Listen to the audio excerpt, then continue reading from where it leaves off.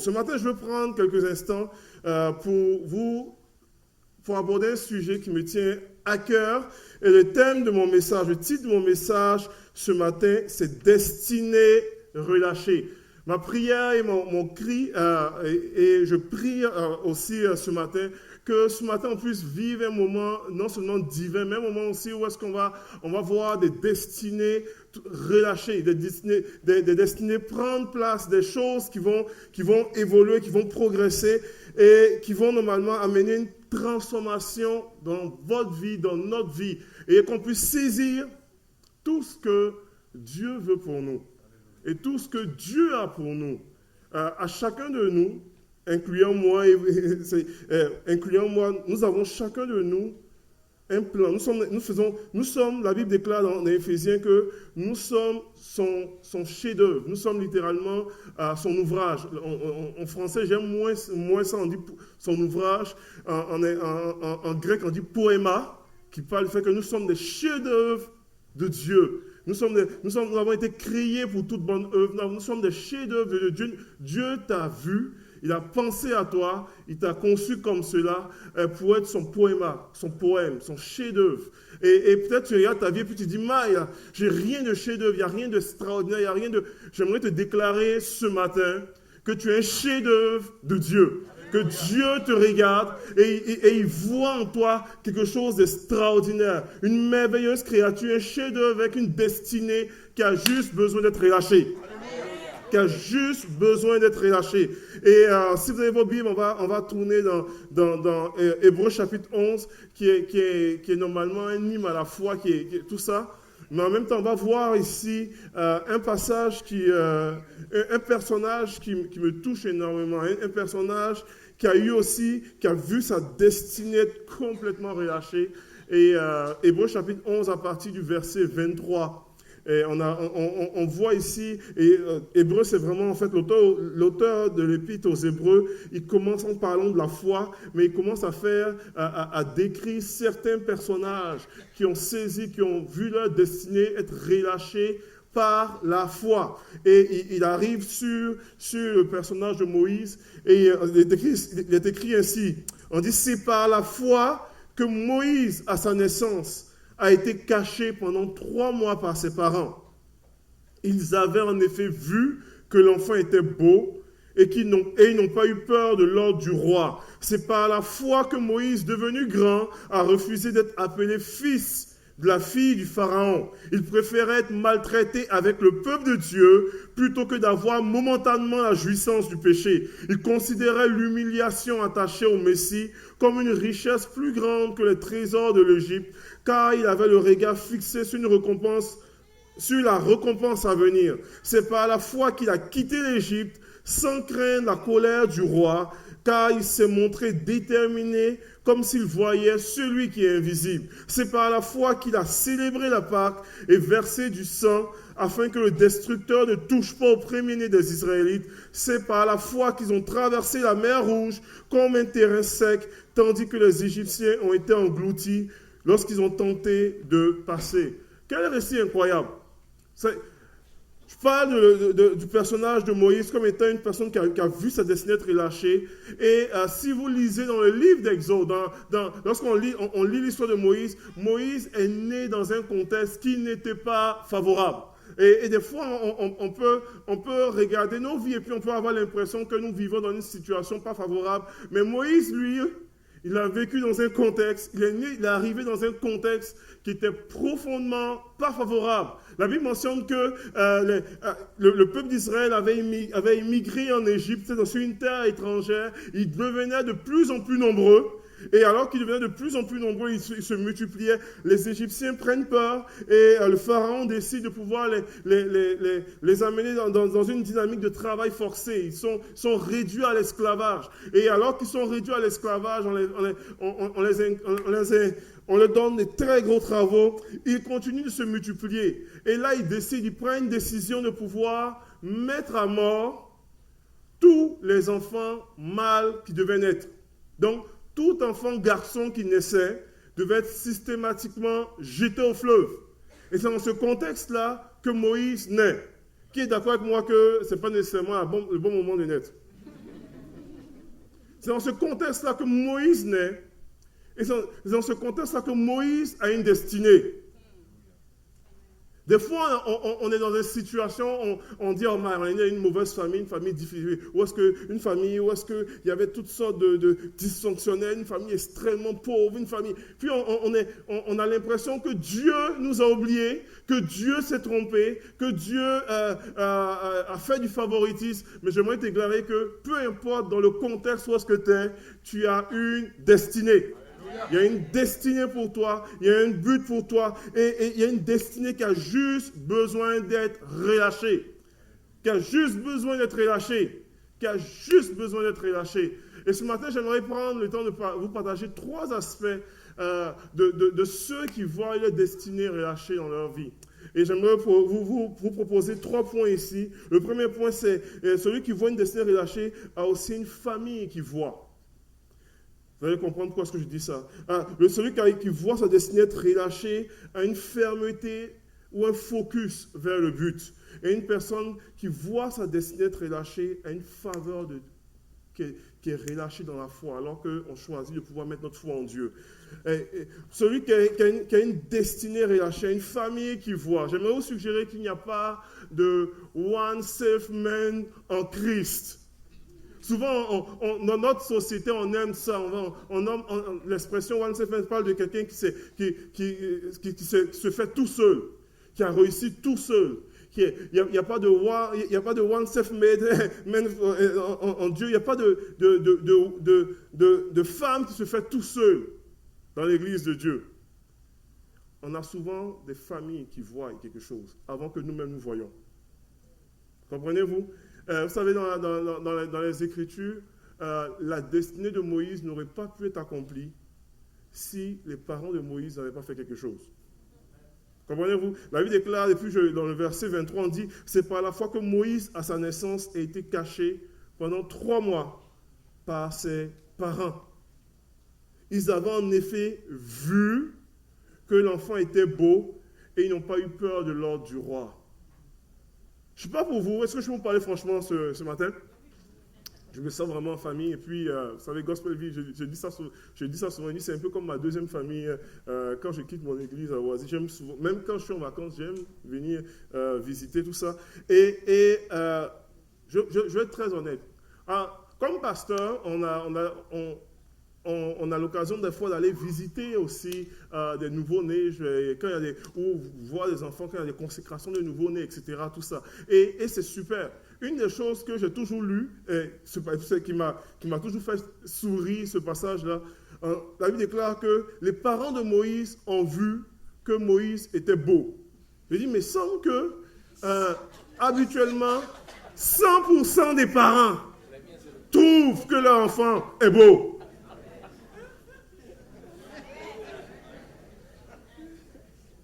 100% des parents, quand tu vas à l'hôpital, etc., et puis tu vas voir les nouveaux-nés, tout ça, l'enfant, en général, il peut être cute, et ça peut arriver que tu tombes aussi sur des enfants qui sont différents. Ça peut arriver. Et tu dis, oh, wow. Tu arrives et puis tu es sincère, là, tu veux être sincère, donc tu viens, oh, wow! Puis la mère qui dit, beau, hein? Ouais, c'est différent, c'est spécial, vraiment. Tu sens qu'il y a quelque chose de spécial sur sa vie.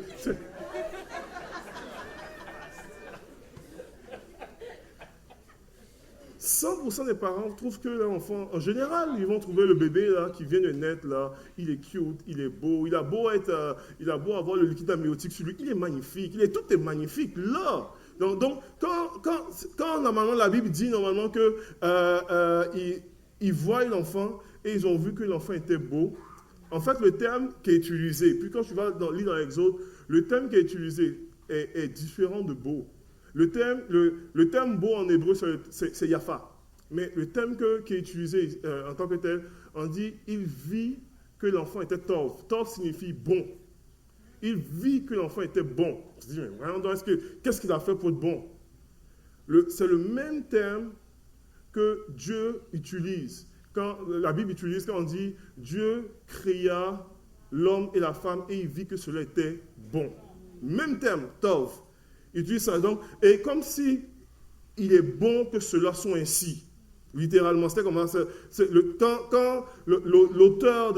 lorsque l'auteur de l'Exode utilise, il vit que l'enfant était beau, c'est vraiment, il vit que l'enfant était bon que cet enfant-là vive. Donc, ils avaient eu quelque chose en eux pour dire, regarde, tous les enfants mâles sont techniquement, automatiquement jetés dans le fleuve, mais lui, là, il est bon qu'il reste en vie. On ne sait pas qu'est-ce qu'il y a qu'est-ce qui est pour sa vie, mais cet enfant-là, il ne mourra pas comme les autres. Il va vivre, il est bon qu'il soit en vie. Et on a besoin de parents qui voient. On va diminuer un peu l'écho. On a besoin de parents qui voient, qui sont capables de voir alors qu'on ne voit nous-mêmes pas dans notre vie.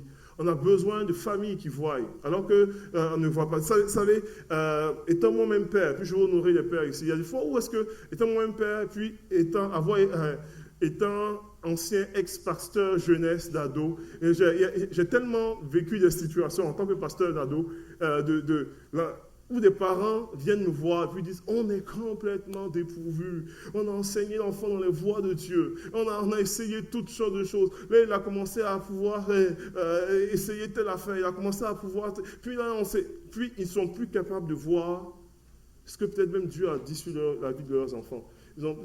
Et puis, je vais vous déclarer ce matin que nous sommes appelés à être des gens qui voyons. Peut-être il y a des gens qui vont venir dans l'église. Puis, je ne veux pas juste parler de parents biologiques ici. Je veux parler nous sommes appelés à jouer un rôle de parents dans la vie des gens. Voilà pourquoi j'ai dit qu'on a besoin d'être une famille qui voit. Et nous sommes appelés à pouvoir jouer des rôles de père spirituel dans la vie de certaines personnes. Et il y a des gens, normalement, un des rôles du père dans la vie d'une personne, le père est une personne qui voit ce que Dieu va faire dans ta vie. Alors que tout ce que je regarde là semble me dire le contraire. Moi, je vois quelque chose. Moi, je vois quelque chose. Moi, je vois quelque chose sur ta vie.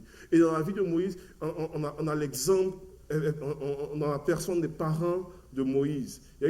Ça a pris des parents de Moïse qui voyaient pour propulser Moïse dans sa destinée. Comme un petit peu ça a pris Samuel qui a vu dans la vie de David pour pouvoir propulser David dans sa destinée. Comme ça a pris normalement un Jonathan qui était un ami, là, mais qui a vu quelque chose sur la vie de David, pour dire non, moi je suis supposé être légalement le futur roi d'Israël, mais non, c'est toi qui vas régner sur Israël, je vois quelque chose en toi. Comme ça a pris les parents de Samson pour refuser de couper les cheveux de l'enfant. Imaginez-vous un petit peu, pensez un peu, qu'il devait garder ses cheveux toute sa vie. C'est de 0 ans jusqu'à ce qu'il devienne adulte. Ça fait des longs cheveux ça là. Ça fait un gars pas mal rastafarien. Tu sais, il y a tout.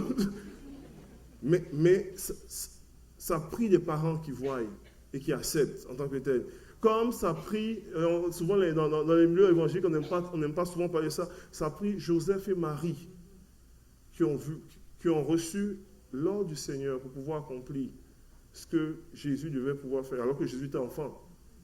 C'est eux qui ont quitté Bethléem. S'ils n'avaient pas quitté Bethléem pour fuir en Égypte, Jésus, probablement, aurait fait partie des enfants on voulait exterminer à ce moment-là. Vous comprenez un petit peu? Donc, ça a pris des parents qui voient. Et Dieu nous appelle, nous, en tant qu'Église, à pouvoir être une famille qui voyons. Une famille qui voyons. À être des pères qui voyons. Dans ma vie, j'ai des personnes comme cela dans ma vie, alors que j'étais jeune dans ma foi et puis insouciant, qui ont vu des choses sur ma vie. Qui ont vu aussi, qui ont dit, lui, là, il a quelque chose de spécial sur sa vie. C'est en mois d'août prochain, en juillet prochain, je retourne en Guadeloupe, j'étais invité par un homme de Dieu que j'ai connu quand j'étais adolescent. J'ai donné ma vie au Seigneur sous son ministère, j'avais 14 ans. Et puis lui, il avait 21 ans à ce moment-là. Je vois Pierrine qui sourit parce que c'est de qui je parle. On est parti en Guadeloupe ensemble. Et on a commencé à servir le Seigneur, faire de l'évangélisation, tout ça ou quoi. Et Dieu a commencé à agir dans la vie de cette personne-là. Puis moi, j'étais un jeune de 14 ans qui accompagnait un autre jeune de 21 ans à ce moment-là qui faisait des tournées d'évangélisation. et qui, comme on appelle, faisait de l'évangélisation à gauche, à droite, tout ça. Et puis, à un moment donné, je me rappelle très bien, ce moment-là, il a juste dit, toi là, j'aimerais que tu m'accompagnes lorsqu'on va faire des évangélisations, parce qu'il y a quelque chose sur ta vie. Il dit, il y a quelque chose de spécial sur ta vie, Dieu va t'utiliser. Et puis, il a juste prophétisé sur ma vie. Puis, j'étais un jeune homme à ce moment-là, j'étais un jeune homme qui ne savait pas trop qu'est-ce que Dieu était pour faire sur sa vie. Mais ça a pris quelqu'un qui voyait sur ma vie et qui a joué un rôle de père spirituel pour ma vie et qui a cru en moi, et puis croyez-moi, les gaffes, moi aussi j'en ai fait, et puis dans les moments les plus cruciaux de ma vie ou quoi, même dans ma vie ministérielle, qui a joué un rôle. Parce qu'il disait, oh, toi tu as quelque chose de spécial sur ta vie. Quelque chose de spécial. Et je crois réellement que nous sommes appelés à être une famille qui voyons. Pas juste regardons les gens par rapport à ce qu'ils sont aujourd'hui. Parce que des fois, quand on regarde le présent, on dit, oh, lui actuellement, il vit, il va de fille en fille, ou il va de gars en gars, les problèmes ici, il vit telle affaire. On est capable de voir tout ce qui ne va pas, mais qui regardons les destinées de Dieu sur les personnes. Je dis, ok, oui, peut-être voici la réalité, mais quelle est la vérité de Dieu sur sa vie? La réalité, c'est ça. La réalité dans la vie de mon fils ou de ma fille, c'est ça. La réalité actuellement dans Montréal, c'est ça. La réalité, c'est peut-être ça. La situation de l'Église, c'est ça. La situation de ma famille, c'est ça. La situation de mon époux ou de mon épouse, c'est ça. Mais quelle est la vérité de Dieu pour ça? Et je choisis de voir et je choisis de croire ce que Dieu a dit pour ma vie. Pour voir des destinées relâchées, ça prend une famille qui voit, mais ça prend aussi une fermeté vers le but. Vous savez, dans les Écritures, ce qui est intéressant, la Bible déclare, et elle dit ceci, elle dit, c'est par la foi que Moïse, devenu grand, a refusé d'être appelé fils de la fille du Pharaon et il a préféré être maltraité avec le peuple de Dieu plutôt que d'avoir momentanément la jouissance du péché. On parle de Moïse et on parle de Moïse d'une façon particulière. On parle de Moïse et on présente Moïse avec une fermeté, un Moïse déterminé. Et j'aime la Bible qu'elle dit depuis Jean-Baptiste, le royaume des cieux est forcé. Et ce sont les violents qui s'en emparent. Il y a une réalité où est-ce que nous avons besoin. Ce n'est pas très populaire comme message, mais permettez-moi de naviguer un petit peu là-dessus. Nous avons besoin d'être fermes. Je vais répéter, je ne sais pas ce que vous avez entendu. Nous avons besoin d'être des chrétiens fermes. On vit dans un contexte, et puis dans un contexte séculier où est-ce qu'on peut normalement avoir des gens qui sont très mous, qui sont très tolérants. Il y a une tolérance incroyable face à l'Égypte spirituelle. C'est pas très populaire, mais je vais nager un peu encore là-dedans, parce que je veux prêcher toute la parole de Dieu. Il y a une tolérance à l'Égypte. Puis je ne veux pas être légaliste, là, comprenez-moi très bien. Il y a une tolérance normalement on veut vivre les fruits et les récompenses d'une vie épanouie, victorieuse, une vie avec la terre promise, mais on ne veut pas normalement marcher dans les sentiers pour atteindre la terre promise. Comprenez-vous un petit peu? On veut normalement le privilège sans être prêt à payer le prix. Il y a quelque chose qui nous... Lorsque tu aspires au privilège, lorsque tu aspires aux promesses de Dieu, nous avons besoin de pouvoir avoir une fermeté qui vient avec ça. Un focus vers le but. Pas vaciller entre l'Égypte et les promesses de Dieu. Et l'Égypte, comprenez-moi très bien, je parle de tout ce qui est péché, tout ça. Et la Bible dit, c'est par la foi que Moïse a préféré être maltraité avec le peuple de Dieu, plutôt que d'avoir momentanément la jouissance du péché. Il considérait l'humiliation attachée au Messie comme une richesse plus grande que les trésors de l'Égypte, car il avait le regard fixé sur la récompense à venir.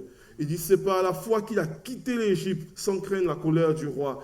Il s'est montré déterminé, comme s'il voyait celui qui est invisible.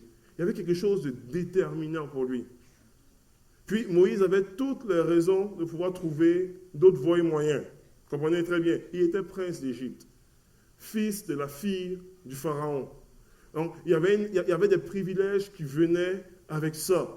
Il y avait des raisons il y avait toutes sortes de choses normalement qui permettaient de pouvoir fonctionner là, et de pouvoir essayer des affaires, et de pouvoir trouver des trucs pour curver le système. Il aurait pu, et puis Moïse a pris probablement un chemin qui est le moins facile. Il quitte normalement son statut de prince, de membre de la famille royale, pour se ramasser dans un statut de berger. Et le rôle de berger au temps d'Israël était un rôle qui n'était vraiment pas bon. Comprenez? Quand même, pour donner un peu une idée de comment est-ce que ce n'était pas intéressant, les Égyptiens, quand le peuple d'Israël immigre en Égypte, au temps de Joseph, Joseph même explique à sa famille pour dire, les Égyptiens ont horreur les bergers. Comprenez un peu? Donc, ils vont vous donner un territoire parce qu'il y a des choses qu'ils ne peuvent pas normalement. Ils n'ont pas de contact nécessairement avec les bergers. Comprenez-vous? Puis là, Moïse, élevé dans un statut royal en Égypte, avec la culture égyptienne, quitte ça pour finir berger. Donc, comprenez un peu où est-ce qu'il se trouve là, même au niveau de sa mentalité. Mais il a choisi ce statut-là, malgré tout. Comprenez? Et on voit cette dynamique de fermeté. Une fermeté parce qu'il est résolu. Et il dit c'est par la foi que Moïse était résolu comme ça. Parce qu'il voyait qu'il préférait mieux quitter l'Égypte sans craindre la colère du roi. Il s'est montré déterminé comme voyait celui qui est invisible. Vous savez, il y a ce que je réalise, puis pas juste seulement les chrétiens. Les gens qui sont déterminés dans leur but, chrétiens ou pas chrétiens, on a l'impression qu'ils atteignent le but. C'est vrai, là. Et encore plus dans l'Église de Dieu, encore plus dans la famille de Dieu, encore plus en tant que parents, nous devons être des gens qui marchons avec détermination. Encore plus que nous sommes conscients de la vérité qui habite en nous, nous devons être des personnes qui marchons avec détermination, avec foi, avec courage, avec volonté. Dans un de mes cultes familiales que j'avais chez nous, j'ai parlé en fait une fois, puis ça m'avait touché, je préparais mon culte familial, et puis en même temps je l'ai lu la biographie de celui qu'on appelle Harlan David Sanders. On ne le connaît pas comme cela, mais si je dis colonel Sanders, on sait c'est qui. Donc, Harlan David Sanders, c'était plus connu sous le colonel Sanders, il n'était pas nécessairement colonel de l'armée, là. Il avait fait l'armée, il n'était pas colonel de l'armée. Quand tu lis sa biographie, prochaine diapo, tu vas voir normalement qu'il a essayé plusieurs affaires et ça n'a pas marché. Et finalement, il arrive à l'âge de la retraite, à 66 ans, il est ruiné là. Les choses n'ont pas marché, il est ruiné, 66 ans, et il vit sous l'aide sociale. Il vit avec un chèque, puis dans sa biographie, il vit avec un chèque de $105 par mois. Vous comprenez, c'est pas grand-chose. Même en 1956, c'est pas grand-chose. À $105 par mois. Mais il y a une chose qui est claire en son cœur, il est convaincu de la qualité de sa recette de poulet frit. Lui, il était convaincu qu'il faisait le meilleur poulet frit au Kentucky. Donc, il décide de pouvoir normalement prendre sa vieille voiture, une Ford, et de pouvoir aller chercher un restaurant qui aurait été prêt à pouvoir acheter sa recette, était franchisé de sa recette au poulet frit. Et dans sa biographie, il raconte qu'il a essayé, il a frappé la porte à 1009 restaurants qui ont dit non, avant d'avoir un qui accepte. 1009 fois. C'est beaucoup ça là. Vous comprenez un petit peu? Naturellement, après 10 fois, là, naturellement, regarde là, ton chien est mort, ça ne marche pas ton affaire. C'est vrai. Mais 1009 fois il a essayé avant de réussir à convaincre un seul restaurant. Et 8 ans plus tard, il a vendu sa franchise pour 2 millions de dollars en 1964. Après 8 ans. Comprenez-vous un petit peu? Et là, il dit, oh, je vais prendre ma retraite après 8 ans. Mais 2 millions de dollars en 1964. Donc, vous comprenez que c'est beaucoup plus aujourd'hui. Ça représentait beaucoup plus aujourd'hui. Pourquoi je raconte son histoire? Il y a une puissance quand tu es déterminé sur ce que tu crois. Il y a une puissance quand tu es déterminé sur ce que tu crois. Et alors que normalement, Dieu a... Je vais vous parler de cœur à cœur ce matin. Il y a plusieurs ici que Dieu a placé en vous des promesses. Dieu a placé en vous des paroles. Dieu a placé en vous des paroles même prophétiques. Dieu a placé en vous des choses claires en tant que tel. Des directions. Je vous en supplie et je plaide avec vous. Mettez de côté le doute. Marchez avec conviction et détermination dans ce que Dieu veut pour vous. Vous savez, un des plus grands tueurs de l'Église moderne, là, le doute, là, c'est vieux comme le monde. C'est la stratégie extraordinaire de Satan. Dieu a-t-il réellement dit? Comprenez-vous un petit peu? Et je vous encourage, là. Quand je préparais le message ce matin, il y avait vraiment... Pourquoi est-ce que je parle là j'ai pris Hébreux 11, tout ça. Je ressentais dans mon esprit, puis je vous partage de cœur à cœur ce matin, il y avait plusieurs qui ont laissé le doute retenir leur destinée. Voilà pourquoi mon thème de message est destinée relâchée. Qui ont laissé le doute, juste le doute des circonstances. Puis, il y a des circonstances qui ne sont pas le fun, là. Il y a des circonstances qui sont difficiles. Parlez-en moi, il y en a plein. Et il y en a autant qu'il y en a de personnes ici à Gospel Vie. Je comprends, je ne veux pas mépriser les circonstances. Je ne veux pas mépriser les situations. Je ne veux pas mépriser les situations difficiles et l'impact que ça a sur votre vie ou l'impact que ça a sur votre famille. Mais mettez un instant de côté le doute. Mettez le doute de côté, faites confiance à ce que Dieu a dit. Parce qu'au-delà des circonstances, au-delà des situations, au-delà des épreuves, au-delà de tout ça, Dieu est capable de pouvoir prendre toutes ces choses-là pour sa gloire. Écoutez-moi très bien, avant d'applaudir, attendez une seconde, je parle de tout mon cœur ce matin. Attendez, le même fleuve qui était supposé noyer Moïse, tuer Moïse, était le même fleuve qui a conduit Moïse à la maison de la princesse. Et Dieu est capable de prendre tes circonstances, tes situations, tes problèmes, tes épreuves, toutes ces choses-là pour sa gloire. Pour sa gloire. Mais soyons déterminés. Soyons déterminés. Pour dire, ok, Dieu a parlé, les circonstances ne sont pas favorables, les situations ne sont pas favorables. Je regarde autour de moi, je regarde devant moi, je regarde derrière moi. J'ai l'impression que ça ne marche pas mon affaire. Mais je choisis d'être déterminé, d'être focus, de garder mon regard fixé sur la croix, à avancer avec but, avec conviction. Et Dieu dans sa grâce, Dieu dans sa puissance, Dieu va agir avec percée dans ma vie. Et Dieu va faire ce qu'il a à faire. Il va le faire. Nous sommes appelés des gens déterminés à marcher avec détermination. Et telle est ma prière. Je crois réellement à cela. Et je vous parle on a besoin d'avoir une famille qui voit. Puis Dieu, ouvrons nos yeux. Dieu a placé autour de nous des gens qui ont vu des affaires sur nos vies. Des gens souvent, on ne se rappelle pas. Souvent des familles qui voient, on se rappelle souvent des gens qui tuent le rêve. On se rappelle souvent des paroles de mort. Mais on a besoin d'avoir une famille qui voit. On a besoin d'avoir normalement une fermeté, un focus vers le but. Et je vais terminer mon message avec le dernier point ce matin. On a besoin de pouvoir vivre et accepter cette faveur-là dans la foi. Cette faveur dans la foi.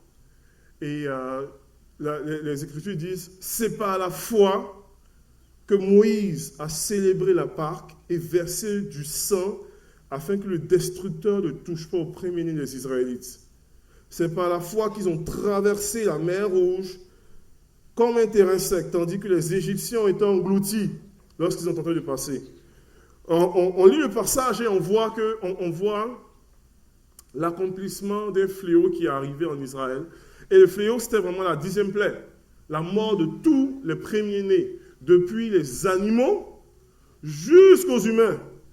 C'est un moment incroyable où tout le monde était touché. On dit qu'il n'y a pas eu en Égypte une famille qui ne fut pas touchée. Toutes les familles ont été touchées. Mais au même instant, alors qu'un fléau va frapper comme cela, au même instant, il y a une faveur qui est sur le peuple, la nation des Hébreux. Et il n'y a aucun membre de famille d'Hébreux qui est touché. Il y a une faveur. Il n'y a aucun membre, partout où est-ce qu'il y avait normalement le sang sur le linteau des portes, etc. Et on dit, même les bêtes des Hébreux ne sont même pas touchés. Même les animaux ne sont pas touchés. Et c'est tellement beau, parce que plus Hébreu va utiliser cette Pâque-là pour dire c'est juste l'ombre des choses à venir.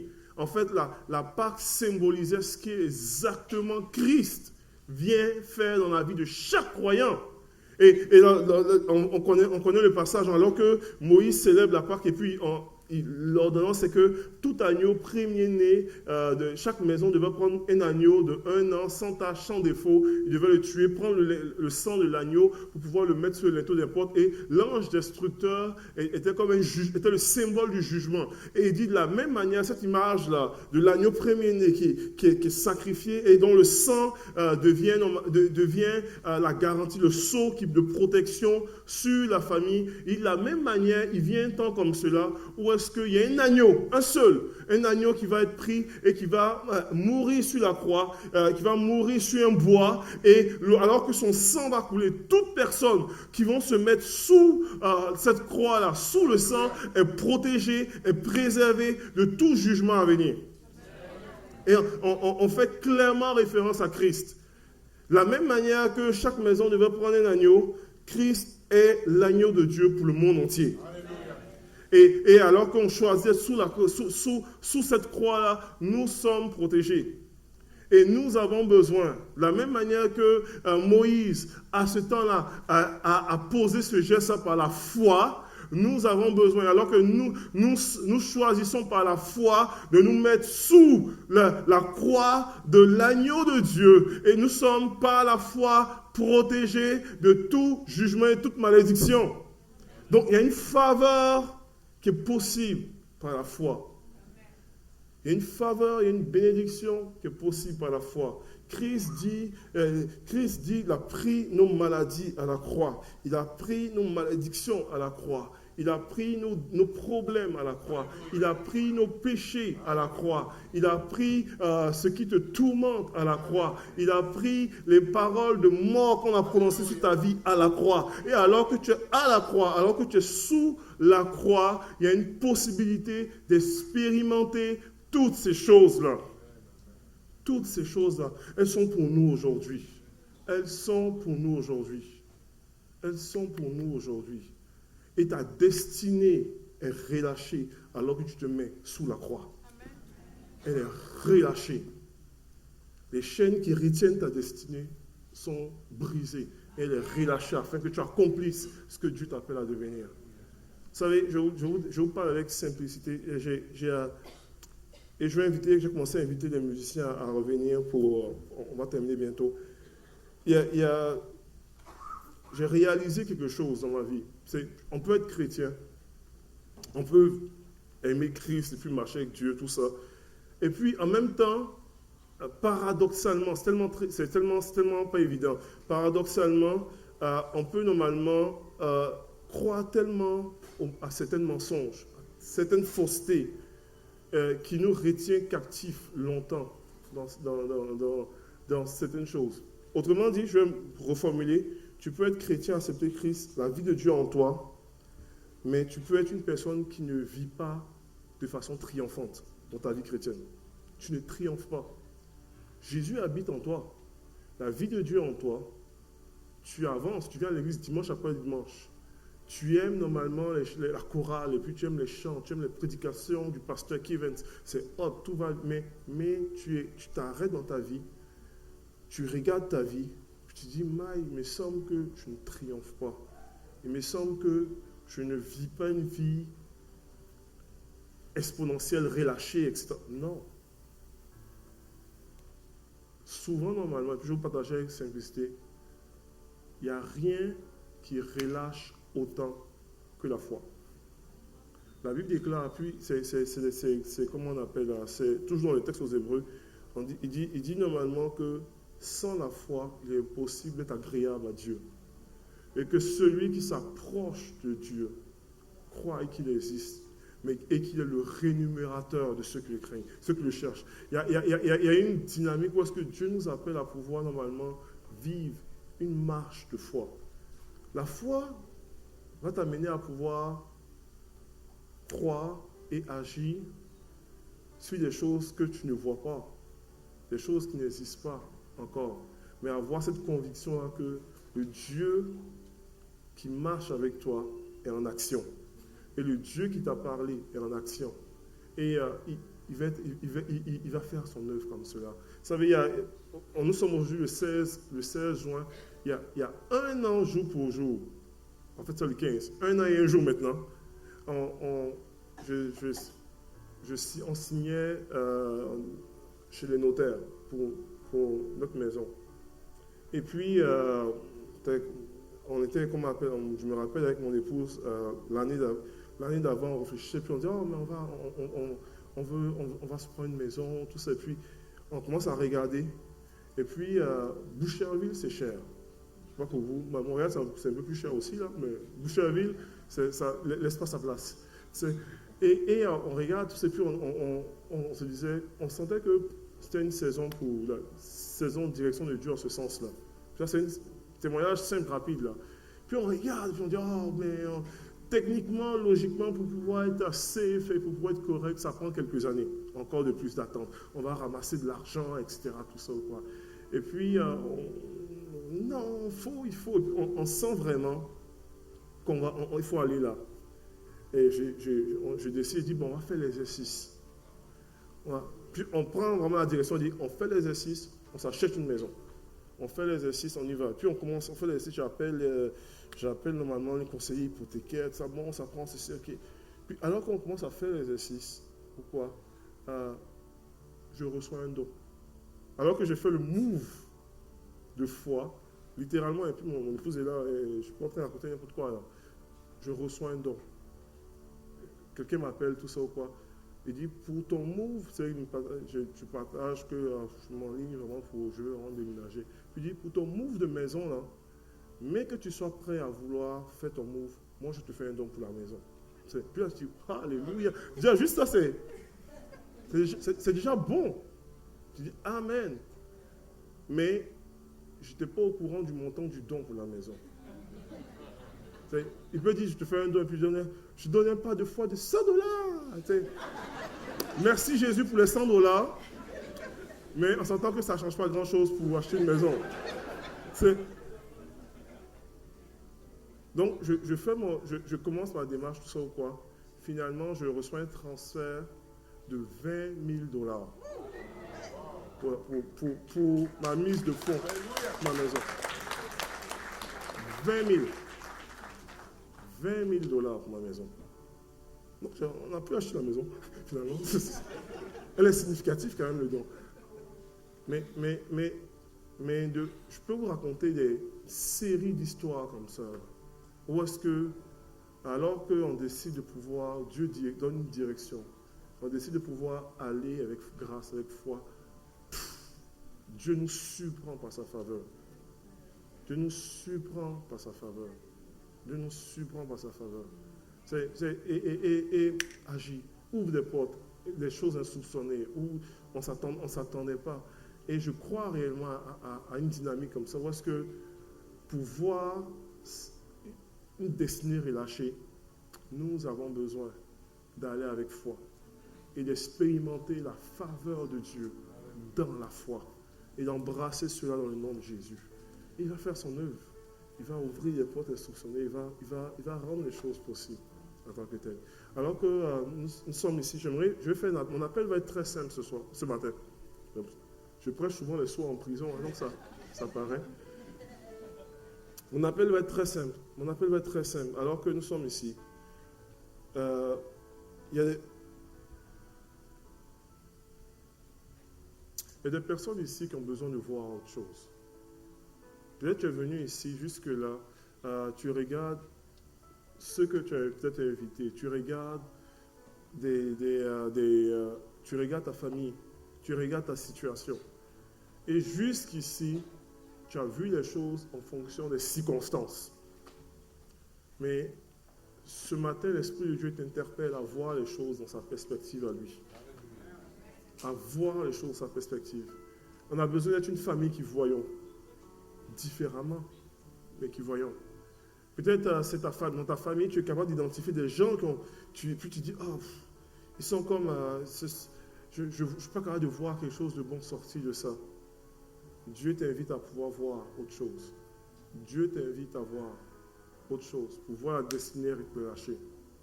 Peut-être c'est tes enfants qui sont loin du Seigneur. Peut-être c'est ton mari qui est loin du Seigneur. Peut-être c'est ton épouse qui est loin du Seigneur. Peut-être c'est ta tante, ton cousin, ta cousine. Peut-être c'est des gens qui te tiennent à cœur. Et que tu regardes leur vie et tu as besoin de voir autre chose. Il y a des gens aujourd'hui, ce matin, qui ont besoin de tracer une ligne dans leur vie. Ils ont trop flirté avec le monde. Ils ont trop flirté avec les choses toxiques de la vie. Et qui ont besoin de pouvoir dire, là, c'est assez. Je vais être ferme dans ma vie pour le Seigneur. Je vais être ferme dans ma marche. Je vais être ferme dans mon appel. Je vais être ferme dans ma poursuite de destinée. Je vais être ferme et je vais marcher avec Dieu d'une façon conséquente à ce qu'il a dit sur ma vie. Et je vais tracer une ligne. Tu as besoin de pouvoir dire, Seigneur, je veux marcher avec fermeté. Je veux marcher avec fermeté. Il y a d'autres personnes ici qui sont venues ici et puis qui ont besoin de pouvoir vivre dans une démarche de foi. Je dis, Seigneur, je vais rentrer par la foi et je m'attends à tes promesses, je m'attends à tes faveurs, je m'attends à des portes ouvertes, je m'attends à des miracles, je m'attends à une percée, je m'attends à toi, je m'attends à rien de moi, et rien de moins qu'à toi. Ce matin, alors que nous sommes ici, je vais vous déclarer que nous avons un Père qui est là. Vous savez, aujourd'hui on célèbre la fête des Pères, mais je vais vous déclarer que nous célébrons la fête du plus grand, du plus extraordinaire, du plus merveilleux des Pères. Nous avons un Père qui n'attend que vous entendre, qui n'attend que vous entendre vos prières. S'il y a un écho qui résonne ce matin dans votre cœur, sur des facettes de ce message-là qui vous a interpellé, qui vous ont touché, nous avons la possibilité ce matin de nous tenir devant le Père céleste, le Père des Pères, le Roi des Rois, le Seigneur des Seigneurs, qui est prêt à te toucher et te rencontrer ce matin, et qui est prêt à pouvoir rencontrer ta vie. L'invitation t'est lancée. Tu peux vraiment te lever, tu peux t'approcher. On va vraiment s'approcher avec simplicité ce matin. Je ne veux pas nécessairement avec très grande simplicité, mais en même temps, si un écho, sors pas de ce lieu-là sans laisser Dieu te toucher, parce qu'il veut te toucher. Donc, on va pouvoir se tenir ensemble debout, on va pouvoir chercher la face de Dieu.